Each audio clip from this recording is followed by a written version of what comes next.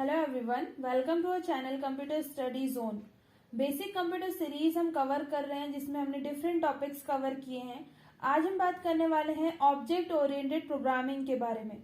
इसमें programme object में divide होता है। जो आपके प्रोग्राम्स होते हैं ऑब्जेक्ट ओरिएंटेड प्रोग्रामिंग की अगर से हम बात कर रहे हैं, ऑब्जेक्ट ओरिएंटेड प्रोग्रामिंग क्या होता है जिसे शॉर्ट में ऊप्स कहा जाता है। तो इसमें जो प्रोग्राम्स होते हैं वो ऑब्जेक्ट्स में डिवाइड होते हैं। यहाँ पर जो ऑब्जेक्ट है वो डेटा मेंबर, फंक्शन मेंबर का एक कलेक्शन होता है जो कि एक साथ एक सेट के फॉर्म में लॉजिकली एक दूसरे से रिलेटेड होते हैं, जिसे क्लास कहा जाता है। या हम कह सकते हैं collection of object is known as class. और उसके साथ साथ जो क्लास है ये ऊप्स का एक इम्पॉर्टेंट फीचर भी होता है। इसमें रियल वर्ल्ड एंटिटी या रियल वर्ल्ड जो प्रॉब्लम होती है, जो टास्क होते हैं, उसे सॉल्व करने के लिए प्रोग्राम को ऑब्जेक्ट में डिवाइड किया जाता है। सो इसकी डेफिनेशन कुछ इस टाइप से होगी। ऑब्जेक्ट ओरिएंटेड प्रोग्रामिंग एक ऐसी प्रोग्रामिंग है, एक प्रोग्रामिंग की ऐसी अप्रोच है, प्रोग्रामिंग नहीं है ये, प्रोग्रामिंग की अप्रोच है जिसमें डेटा एंड फंक्शन को एक साथ बाइंड कर दिया जाता है, जिसे क्लास कहते हैं। एंड इस क्लास के ऑब्जेक्ट के थ्रू यूज किया जाता है। आप अगर से क्लास को किसी भी फॉर्म में यूज करना है तो वो ऑब्जेक्ट के फॉर्म पर यूज होगी, जहां पर हर ऑब्जेक्ट के लिए उसके डेटा एंड फंक्शन अलग अलग स्टोर होते हैं, अलग अलग प्रोसेस होते हैं। यहाँ पर ऑब्जेक्ट के लिए मेमोरी स्पेस एलोकेट होता है जिसमें उसका डेटा एंड फंक्शन स्टोर रहते हैं। उसके बाद हम समझते हैं कि ऊप्स के कौन कौन से फीचर्स होते हैं। तो सबसे पहले आता है ऑब्जेक्ट। ये ऑब्जेक्ट ओरिएंटेड प्रोग्रामिंग का एक बेसिक रन टाइम एंटिटी है जो कि किसी भी ऑब्जेक्ट को रिप्रेजेंट करता है। जैसे कि कोई पर्सन है, कोई प्लेस है, आपने टेबल बोल दिया, चेयर बोल दिया, तो ये किसी भी एक एंटिटी को रिप्रेजेंट कर रहा है। ठीक है। ऑब्जेक्ट क्लास का वेरिएबल है जो कि क्लास को एग्जीक्यूट करता है एंड उसमें प्रेजेंट मेथड को यूज करके डेटा को प्रोसेस करता है। एंड ऑब्जेक्ट के क्रिएट होने पर ये मेमोरी में अदर वेरिएबल को भी स्पेस देता है। जैसे कि आपका ऑब्जेक्ट क्रिएट हो गया, ठीक है, उसके बाद और भी जो वेरिएबल्स आ रहे हैं उसको ये मेमोरी में स्पेस देते जाएगा। तो ये होता है ऑब्जेक्ट। ये जो फर्स्ट फीचर है, ठीक है, ऑब्जेक्ट ओरिएंटेड प्रोग्रामिंग का। सेकेंड फीचर है क्लास। क्लास एक यूजर डिफाइंड डेटा टाइप है जो कि डेटा एंड कोड को कंटेन करता है, जो कि ऑब्जेक्ट के थ्रू यूज किए जाते हैं। क्लास एक स्ट्रक्चर है जो कि ऑब्जेक्ट की वर्किंग को डिफाइन करता है। क्लास को क्रिएट करने के बाद उसके कई ऑब्जेक्ट्स बनाए जा सकते हैं। सो हम कह सकते हैं क्लास जो है वो ऑब्जेक्ट का कलेक्शन है। ठीक है। आप एक एग्जांपल से समझो, जो क्लासरूम है आपकी एक क्लास है। ठीक है। इसमें आपकी जो टेबल रखी हुई है, जो ग्रीन बोर्ड है, जो डस्टर है, जो चौक है, ये सारे एलिमेंट्स क्या है? ये ऑब्जेक्ट्स हैं। इन सब का कलेक्शन ही क्या है? आपकी एक पूरी क्लास है। सिमिलर काइंड से आप उसे थोड़ा रिलेट करके समझ सकते हैं कि ऑब्जेक्ट्स अलग अलग डेटा है, अलग अलग फंक्शन है, उसका आपको यूज करना है, वो होता है यहाँ पर क्लास। ठीक है। अब थर्ड है डेटा इनकैप्सुलेशन। अब इनकैप्सुलेशन को समझने के लिए आपको कहीं ना कहीं उसमें जो प्रोनाउंस आप कर रहे हो वो आ रहा है कैप्सूल, कैप्सुलेशन। ठीक है। अब इसकी डेफिनेशन समझो। डेटा एंड फंक्शन को एक साथ बाइंड करना इनकैप्सुलेशन कहलाता है। जैसे कि कैप्सूल में डिफरेंट फंक्शन के केमिकल्स हो सकते हैं। ठीक है। उन्हें जो आपने एक रैप कर दिया, एक जो प्लास्टिक टाइप का सिमिलर सेल जैसा होता है, उसमें उस छोटे छोटे जो केमिकल्स होते हैं उसको रैप करके रखा जाता है और आपको वो कैप्सूल आप यूज कर रहे हो। ठीक है। वैसे ही इनकैप्सुलेशन में क्लास का एक इम्पॉर्टेंट फीचर है ये। इसमें डेटा को क्लास के बाहर एक्सेस नहीं किया जा सकता, ओनली क्लास के फंक्शन ही इसे एक्सेस कर सकते हैं। ये उस टाइप से होता है। ठीक है। जो इनकैप्सुलेशन है उसमें जो डेटा है वो क्लास के मेंबर ही एक्सेस कर रहे हैं, क्लास के बाहर का कोई मेंबर उसे एक्सेस नहीं कर सकता। वो एक सेल के अंदर है, वो एक कैप्सूल के अंदर है। अब फोर्थ आता है डेटा एब्स्ट्रैक्शन।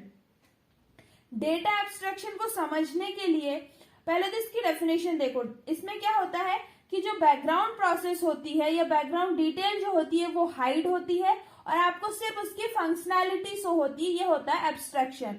अब आपने किसी को कॉल किया, आपको एक प्रोसेस बस दिख रही कि आप कॉल कर रहे हो, कॉल रिसीव होगा, कॉल रिसीव नहीं होगा, कॉल नेटवर्क में होगा, कॉल नेटवर्क में नहीं होगा। आपको सिर्फ ये फंक्शनैलिटी पता चल रही है, बट उसके बैकग्राउंड में प्रोसेस क्या हो रही है, आप जिसे कॉल कर रहे हैं वो कैसे टावर से कनेक्टेड है, आप किस टावर से कनेक्टेड है, आपके सिग्नल कहाँ से आ रहे हैं, आप किस टाइप से उसका प्रोसेस हो रहा है, सिग्नल से दूसरे सिग्नल में कम्युनिकेट हो रहा है, आपको ये प्रोसेस नहीं दिखती है, आपको सिर्फ फंक्शनैलिटी दिखती है। तो आप उससे याद रख सकते हैं डेटा एब्स्ट्रैक्शन, जिसमें आप सिर्फ फंक्शनैलिटी देखते हैं, आप उसकी बैकग्राउंड डिटेल्स नहीं देख सकते हैं। फिफ्थ आता है इनहेरिटेंस।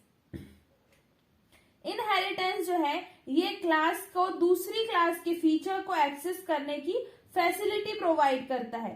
इसमें एक क्लास का अदर जो क्लास है उसकी प्रॉपर्टी को भी आप एक्सेस कर सकते हो। ये रीयूजेबिलिटी के फीचर को इम्प्लीमेंट करता है।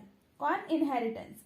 जहां किसी क्लास में एक फीचर को ऐड करने के लिए न्यू क्लास बनाकर उसमें पुरानी ही जो क्लास रहती है उसके फीचर इंपोर्ट कर दिए जाते हैं। अब समझो इसे, आप पुरानी क्लास में थे, उसमें डेफिनेशन क्या कह रही है कि आपने कोई न्यू क्लास बनाई। न्यू क्लास बनाने के लिए आपको क्या करना पड़ रहा है, पुरानी क्लास के कुछ फीचर्स थे आपने वो न्यू क्लास में ले आए और फिर उसमें कुछ न्यू एलिमेंट ऐड किए और वो बन गई एक न्यू क्लास।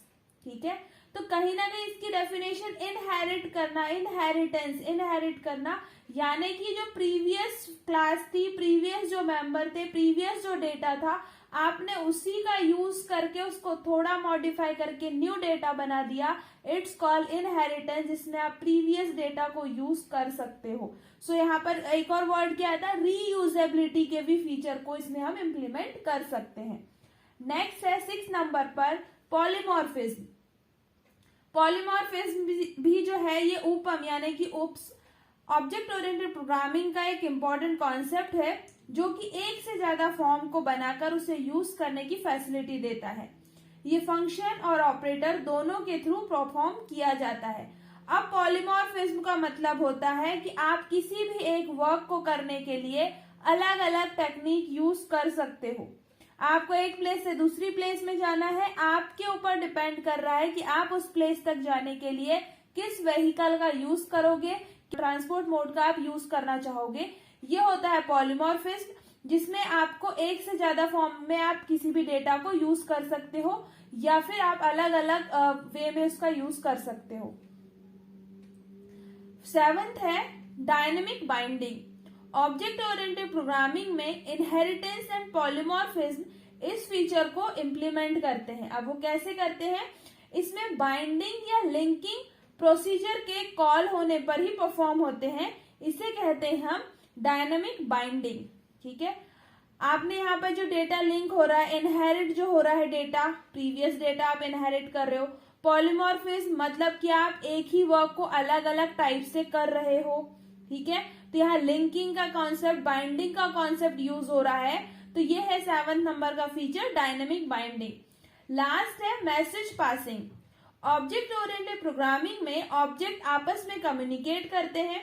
ऑब्जेक्ट इंफॉर्मेशन को सेंड और रिसीव भी करते हैं कम्युनिकेशन करते टाइम पर। सो ऑब्जेक्ट ओरिएंटेड प्रोग्रामिंग में मैसेज पासिंग फंक्शन कॉल के टाइम परफॉर्म होता है, जिसमें इंफॉर्मेशन फंक्शन आर्गुमेंट के फॉर्म में फंक्शन के थ्रू ऑब्जेक्ट में इनपुट होता है एंड ऑब्जेक्ट की मेथड उसे प्रोसेस करके एक रिजल्ट जनरेट करती है, जो कि एक आउटपुट होता है। सो इसके जो फीचर्स थे या इसका जो कॉन्सेप्ट है ऑब्जेक्ट ओरिएंटेड प्रोग्रामिंग का, यहाँ पर कम्युनिकेशन हो रहा है तो वहां पर मैसेज पासिंग का भी कॉन्सेप्ट यूज हो रहा है। सो ये कुछ इंपॉर्टेंट फीचर्स थे ऑब्जेक्ट ओरिएंटेड प्रोग्रामिंग के। आई होप कि ऑब्जेक्ट ओरिएंटेड प्रोग्रामिंग के जो फीचर्स थे, इसका जो कॉन्सेप्ट है वो आपको अच्छे से समझ में आया हो। इससे पहले भी हमने बहुत सारे टॉपिक कवर किए हुए हैं, आपने वो नहीं देखा तो आप प्लीज वो जाकर चेक कर लो। इसके पहले मैंने ऑपरेटिंग सिस्टम का कॉन्सेप्ट जो पहले ही वीडियो डाला हुआ था वो मैंने करंट में नहीं डाला है। सो आप प्लेलिस्ट में जब जाओगे बेसिक कंप्यूटर इंजीनियरिंग की, तो उसमें programming languages, operating system, different programming language, उनकी बेसिक डिटेल, आपको ये वीडियो मिल जाएगा। साथ ही मैं लिंक भी डाल दे रही हूँ डिस्क्रिप्शन में, ताकि आप वहां पर भी चेक कर लो।